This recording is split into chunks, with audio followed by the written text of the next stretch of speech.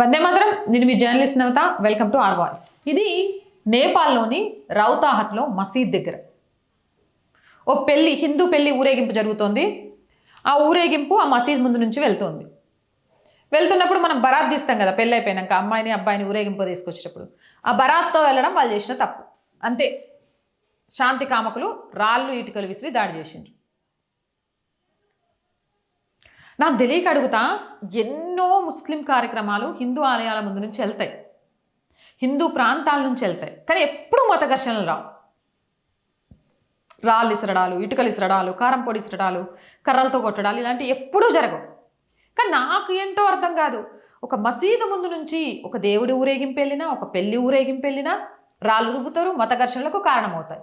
మరి ఇక్కడ మత ఘర్షణలకు కారణమవుతున్న వాళ్ళు ఎవరు?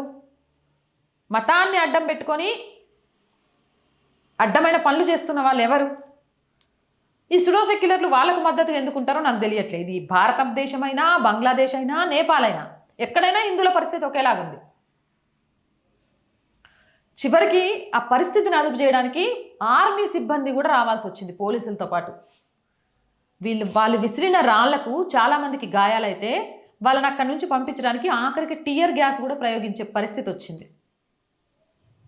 ఇలా అయితే హిందువులు అనే వాళ్ళు ఉంటారా? అందుకే హిందువులకంటూ ఒక దేశం కావాలి, హిందూ రాష్ట్ర సాధన కోసం ప్రతి హిందువు పట్టుబట్టి పోరాటం చేయాలి. అవునంటారా కాదంటారా? మీ అభిప్రాయం ఏంది? కామెంట్ సెక్షన్లో పెట్టండి.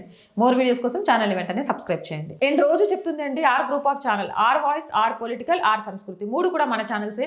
So please subscribe our channels. Content బాగుంది అనిపిస్తే లైక్ చేయండి, షేర్ చేయండి. అండ్ ఆర్థికంగా మీరు చేసే ఒక్క రూపాయి సాయం కూడా ఈరోజు ఆర్ వాయిస్కి చాలా చాలా అవసరం. ఆర్థికంగా మీ సపోర్ట్ కోసం ఎదురు చూస్తూ ఉంటాం. ఆర్థికంగా సపోర్ట్ చేయాలంటే సబ్స్క్రిప్షన్ పక్కనే జాయిన్ అనే బటన్ ఉంది. 1 to 5 లెవెల్స్ ఉన్నాయి. ఏదో ఒక లెవెల్లో సపోర్ట్ చేయండి. లేదా స్క్రీన్ మీద గూగుల్ పే, ఫోన్పేతో పాటు అకౌంట్ డీటెయిల్స్ ఉన్నాయి. మీకు తోచిన సహాయాన్ని అందించండి. వ్యాపార ప్రకటనల కోసం 8328 500 576 నెంబర్ని సంప్రదించండి.